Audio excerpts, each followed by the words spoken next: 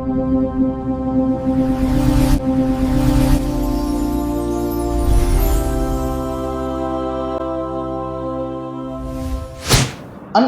அல்லாஹ்வின் நல்லடியார்களே, ஆஷுரா தினம் என்பது மிகப்பெரிய ஒரு வரலாற்று நிகழ்வுகளை, படிப்பினைகளை நமக்கு தர இருக்கின்றது.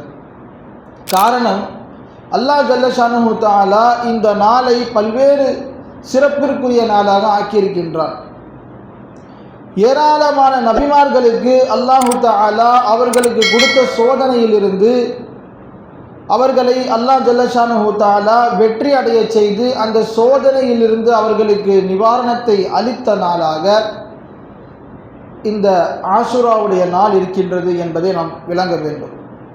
ஏராளமான அற்புதங்களை அல்லாஹ் இந்த நாளிலே நிகழ்த்தி இருக்கின்றான். முதலில் அந்த அற்புதங்களை நாம் பார்ப்போம். பிறகு இதன் மூலமாக நமக்கு என்ன படிப்பினை இருக்கின்றது என்பதையும் நாம் பார்ப்போம் இன்ஷா அல்லாஹ். முதல் விஷயம், முதல் அற்புதம் என்னவென்று சொன்னால், சையதுனா நூஹ் அலைஹிஸ்ஸலாம் அவர்களுடைய கூட்டத்தை அல்லாஹ் ஜல்ல ஷானஹு தஆலா உலகம் முழுவதையும் அழிக்கும் நேரத்திலே ஈமான் கொண்டவர்களை மட்டும் அல்லாஹ் காப்பாற்றினார். ஏறத்தாழ 950 ஆண்டு காலம் இஸ்லாமிய பிரச்சாரத்தை மேற்கொண்ட சையதுனா நூஹ் அலைஹிஸ்ஸலாம், இதற்கு பிறகு உங்களுடைய கூட்டம் ஈமானை ஏற்றுக்கொள்ள மாட்டார்கள் என்று அல்லாஹ்வே சொன்னதற்கு பிறகு அல்லாஹ்விடத்தில் கையேந்தி விட்டார்கள். யா அல்லாஹ், இவர்களை அழித்துவிடு, யா அல்லாஹ் இவர்களை அழித்துவிடு. ரப்பில் லா ததர் அலல் அர்தி மினல் காஃபிரீன தையாரா, யா அல்லாஹ் இந்த உலகத்தில் ஒரு காஃபிரை கூட நீ விட்டு வைக்காதே. ஏனென்று சொன்னால், இன்றைக்கு இவர்கள் காஃபிராக இருந்தால் நாளை பிறக்கக்கூடிய எல்லா சமூகத்தையும் இவர்கள் காஃபிராகத்தான் உருவாக்குவார்கள். எனவே இவர்களை அழித்துவிடு என்று 1 வருடம் அல்ல, 2 வருடம் அல்ல, 950 ஆண்டு காலம் இஸ்லாமிய பணியில் இருந்து மக்களை அழைத்து வெறுத்து துவா செய்தார்கள் சையதுனா நூஹ் அலைஹிஸ்ஸலாம். அல்லாஹ் அவர்களுடைய துவாவை கபூல் செய்து காஃபிர்கள் அனைவர்களையும் அல்லாஹு தஆலா பெருமழையின் மூலமாக உலகம் முழுவதையும் மூழ்கடித்தான். அப்படி மூழ்கடிக்கும் வேளையில் சையதுனா நூஹ் அலைஹிஸ்ஸலாம் அவர்களையும் அவர்களுடன் ஈமான் கொண்ட ஒரு சில சொற்ப நபர்கள், ஒரு 80 பேர், அவர்களை மட்டும் அல்லாஹ் காப்பாற்றினான். காப்பாற்றிய அந்த கூட்டம், அவர்களுடைய கப்பல் கரை ஒதுங்கிய நாள் இந்த ஆஷுராவுடைய தினமாக இருக்கின்றது, முஹர்ரம் பிறை 10. இது முதல் விஷயம். இரண்டாவது செய்தி, இந்த ஆஷுரா நாளில்தான் சையதுனா யாக்கூப் அலைஹிஸ்ஸலாம் அவர்களுடைய பிள்ளைகளுக்காக இஸ்திக்ஃபார் செய்து அல்லாஹ் அவர்களுடைய இஸ்திக்ஃபாரை கபூல் செய்த நாள். சையதுனா யாக்கூப் அலைஹிஸ்ஸலாம் யாரும் தெரியும்ல, யூசுப் அலைஹிஸ்ஸலாம் அவங்களுடைய தந்தை. யூசுப் அலைஹிஸ்ஸலாம் அவர்களுடைய சகோதரர்களே யூசுப் அலைஹிஸ்ஸலாம் அவர்களை கொலை செய்ய முயன்றதற்கு பிறகு அல்லாஹ் அவங்களை காப்பாற்றினார். நீண்ட வரலாறு. ஏறத்தாழ 25 ஆண்டு காலம் யூசுப் அலைஹிஸ்ஸலாம் அவர்களும் யாக்கூப் அலைஹிஸ்ஸலாம் அவர்களும் பிரிந்து மீண்டும் ஒன்று சேர்க்கப்பட்டு அவர்களுடைய தவறு செய்த அந்த எல்லா சகோதரர்களும் தங்களுடைய தவறை உணர்ந்து தௌபா கேட்டு தன்னுடைய தந்தையிடத்தில் கேட்கின்றார்கள், நாங்கள் தவறிழைத்து விட்டோம், இஸ்தக்ஃபிர் லனா, எங்களுக்காக அல்லாஹ்விடத்திலே இஸ்திக்ஃபார் செய்யுங்கள் தந்தையே, இன்னா குன்னா மினல் காத்தியின், நாங்கள் தவறிழைத்து விட்டோம் என்று சொன்னபோது யாக்கூப் அலைஹிஸ்ஸலாம் சொன்னார்கள், சௌஃப அஸ்தக்ஃபிர் லகும், நான் உங்களுக்கு ஒரு நேரத்தில் இஸ்திக்ஃபார் செய்வேன் என்று சொன்னார்கள். அந்த நேரம் முஹர்ரம் பிறை 10 ஆஷுராவுடைய நாளிலே தஹஜ்ஜுடைய நேரத்திலே துவா செய்தார்கள். அல்லாஹ் அவர்களை மன்னித்தார். அவர்களுக்கு தௌபா வழங்கப்பட்டது இந்த ஆஷுராவுடைய 10ஆம் நாள். முஹர்ரமுடைய 10 இந்த ஆஷுராவுடைய நாள். மூன்றாவது செய்தி, சையதுனா மூசா அலைஹிஸ்ஸலாம் அவர்கள் முதலாக அல்லாஹ் அவர்களை நபி என்று அறிவித்து ஃபிரௌனிடத்திலே சென்று இஸ்லாமிய பிரச்சாரத்தை மேற்கொண்டு உங்களுடைய கூட்டத்தை நீங்கள் காப்பாற்ற வேண்டும் என்று அல்லாஹ் கூறுகின்றான்.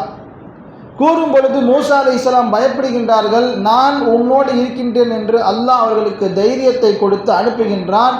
முதலில் போய் பேசும் பொழுது மூசா அலைஹிஸ்ஸலாம் அவர்களை சூனியக்காரன் என்று சொல்லி அந்த ஊரில் இருக்கக்கூடிய எல்லா சூனியக்காரர்களையும் ஒன்று திரட்டி மூசா அலைஹிஸ்ஸலாமை எப்படியாவது பயமுறுத்தி இங்கிருந்து அனுப்பிவிட வேண்டும் என்று ஃபிரௌனுடைய ஏற்பாடு.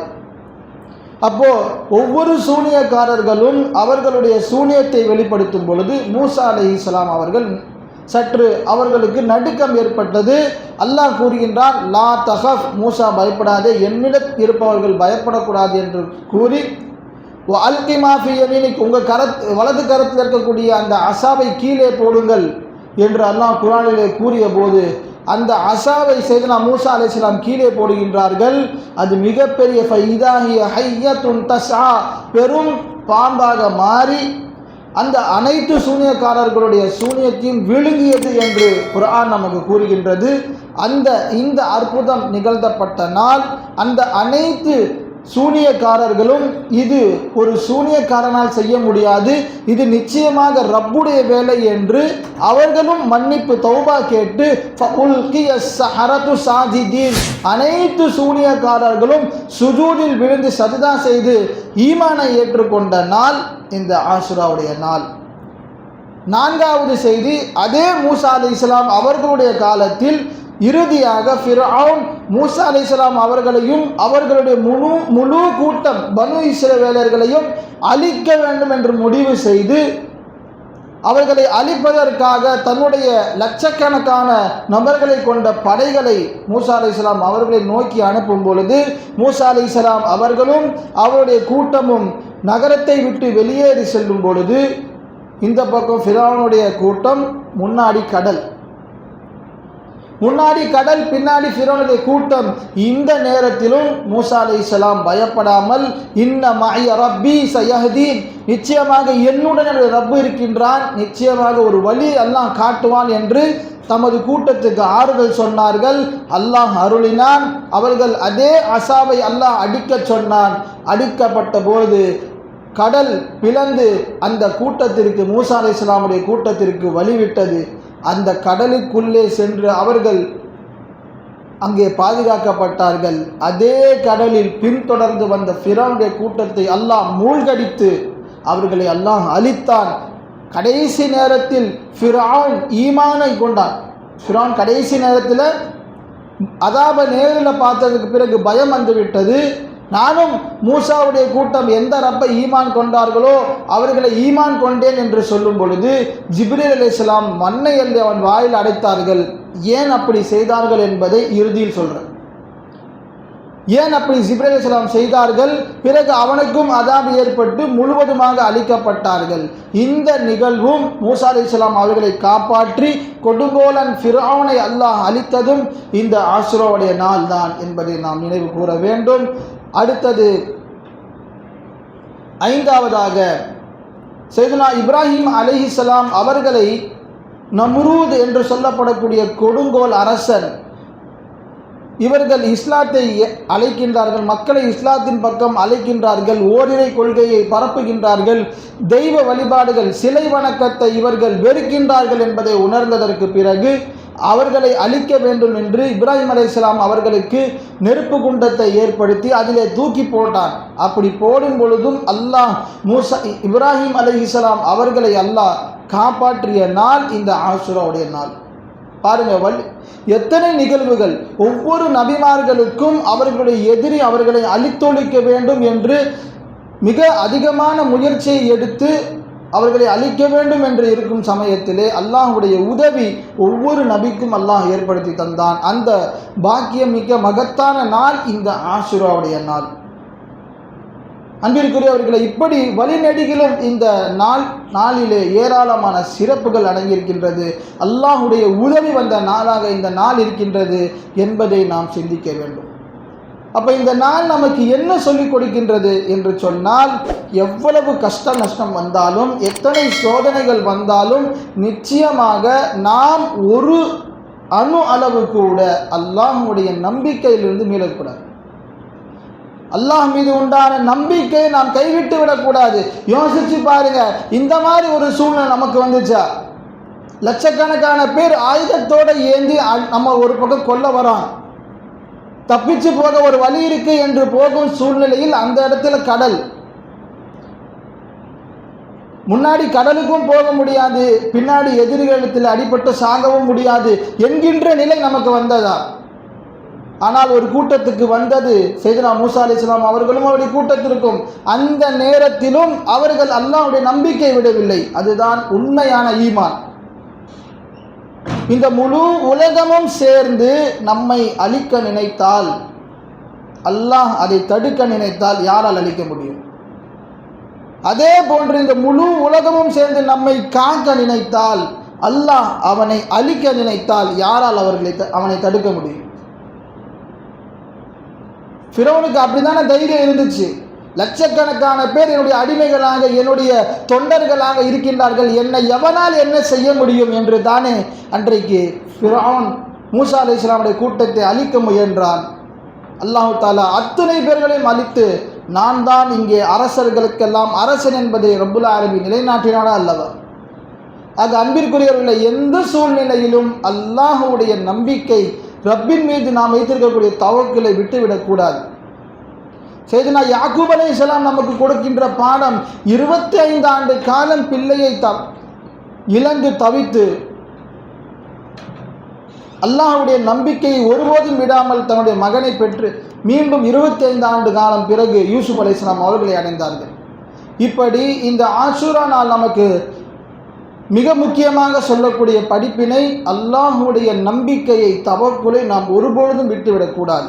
அதே சமயம் இதே நாளில்தான் சையதுனா யூனுஸ் அலைஹிஸ்ஸலாம் அவர்களுடைய கூட்டம், யூனுஸ் அலைஹிஸ்ஸலாம் ஒரு நபி இல்லையா, நீனவா என்கின்ற சமூகத்திற்கு அனுப்பப்பட்ட நபி தான் சையதுனா யூனுஸ் அலைஹிஸ்ஸலாம். அவங்களும் நூஹ் அலைஹிஸ்ஸலாமை போன்று பல ஆண்டுகளாக இஸ்லாத்தின் பக்கம் அழைக்கின்றார்கள், தவறு செய்யாதீங்கன்னு சொல்கிறாங்க. அவங்க கூட்டம் கேட்குற மாதிரி இல்லை, கோபப்பட்டு அல்லாஹ்வுடைய அதாபு இறங்கட்டும் என்று சொல்லிவிட்டு போயிட்டாங்க. போனதற்கு பிறகு அல்லாஹ்வுடைய அதாபு நேரில் வருவதை உணர்கின்றார்கள். கடுமையான ஒரு சூறாவளி வந்து தாக்க போது, வானம் முழுக்க இருண்டு விட்டது. எல்லா அந்த நேரத்தில் அந்த நகரத்தில் இருந்த எல்லா மக்களுக்கும் பயம் வந்து விட்டது. அந்த பயம் ஈமானாக மாறிவிட்டது. கெஞ்சி அழுகின்றார்கள், அல்லாஹ்வை கூப்பிடுகின்றார்கள், அழைக்கின்றார்கள், எங்கே யூனுஸ் அலைஹிஸ்ஸலாம் என்று மக்கள் தேடுகின்றார்கள். இறுதியாக எல்லாம் கிழிந்த கந்தல் ஆடையோடு முதியவர்கள், பெரியவர்கள், சிறுவர்கள் எல்லாம் மைதானத்தில் வெட்ட வெளியில் வந்து அழுது அல்லாஹ்வை அழைக்கின்றார்கள், யூனுஸ் அலைஹிஸ்ஸலாம் அழைக்கின்றார்கள். அதாப் அவர்களை நெருங்கி வருகின்றது. அழிக்கும் அந்த நேரத்தில் ஒரு நொடி தாமதம் அல்லாஹ் தஆலா அவர்களை அதாபிலிருந்து பாதுகாத்தார். அவர்களை அல்லாஹ் தஆலா பாதுகாத்து அல்லாஹ் தஆலா அந்த சமுதாயத்திற்கு ஈமானை நசீபாக்கினான். அந்த நாள் இந்த ஆஷூராவுடைய நாள். இப்போ மூமின்களே, நாம் யோசிக்க வேண்டும், நாமும் நம்முடைய வாழ்க்கையில் அல்லாஹ் ஈமானை தந்து விட்டான். இன்றைக்கு உலகத்தில் 800 கோடிக்கும் மேல் வாழக்கூடிய இந்த உலகத்தில் உள்ள மக்களில் அல்லாஹ் நம்மை முஸ்லீமாக பிறக்க செய்திருக்கின்றான். நாம் செய்த மாபெரும் பாக்கியம். முக்மீனாக, முஸ்லீமாக அல்லாஹ் படைத்து நம்மை அருளிருக்கின்றான். ஆனால் நாம் நாளுக்கு நாள் அல்லாஹ்வுக்கு மாறு செய்து கொண்டும், பாவங்களை செய்து கொண்டும், பாவத்தை செய்து செய்து செய்து அல்லாஹ் மீது உண்டான பயம் போய் ஒரு பக்கம், ஈமானும் நம்மை விட்டு பறிபோகும் நிலையிலே நாம் இருக்கின்றோம். அல்லாஹ் பாதுகாக்க வேண்டும். இந்த நாளில் நாம் தௌபா செய்ய வேண்டும். எப்படி அந்த யூனுஸ் அலைஹிஸ்ஸலாமுடைய கூட்டம் அவர்கள் அல்லாஹ்விடத்திலே தௌபா செய்து ஈமானை பெற்றார்களோ, அது மாதிரி இந்த நாளில் நாம் நோன்பு வைத்திருக்கின்றோம். பெருமானா ஸல்லல்லாஹு அலைஹி வஸல்லம் கடந்த ஒரு வருட பாவங்களுக்கான பரிகாரம் இந்த நோன்பு என்று கூறியிருக்கின்றார்கள். என்றால் நாம் செய்த செயல்களை, தவறுகளை எண்ணி வருந்தி அல்லாஹ்விடத்திலே பரிபூர்ணமாக தௌபா செய்யக்கூடிய நாள் இந்த நாளாக இருக்கின்றது. ஆக அன்பிற்குரிய அல்லாஹ்வின் நல்லடியார்களே, நிச்சயமாக நாம் தௌபா செய்ய வேண்டும். காரணம், நாம் எந்த நற்காரியங்கள் செய்தாலும் அதன் மூலமாக இந்த பாவங்கள் அழிக்கப்படும் என்று சொன்னால் அதனுடைய நோக்கம் சிறு பாவம், சிறு சிறு பாவங்கள் அழிக்கப்படும். ஆனால் பெரும் பாவங்களுக்கு தௌபா இல்லாமல் மன்னிப்பு கிடையாது. இப்போ நாம் அதிகமாக தௌபா செய்ய வேண்டும். எல்லாம் வல்ல அல்லாஹ் ஜல்ல ஷானுஹு தஆலா நம்முடைய நோன்பை அங்கீகரித்து நமது தௌபாவை கபூல் செய்து நம்மை நல்லடியார்களாக ஆக்கி, வல்ல ரஹ்மான் அவனது கருணையினால் செழிப்பான வாழ்க்கையை இந்த இம்மையிலும் மறுமையிலும் நம் அனைவர்களுக்கும் தந்தல் புரிவானாக என்று துஆ செய்து நிறைவு செய்கின்றேன். ஆமீன். வாஹிரு தஅவானா அல்ஹம்துலில்லாஹி ரப்பில் ஆலமீன். அஸ்ஸலாமு அலைக்கும் வரஹ்மத்துல்லாஹி வபரகாத்துஹு.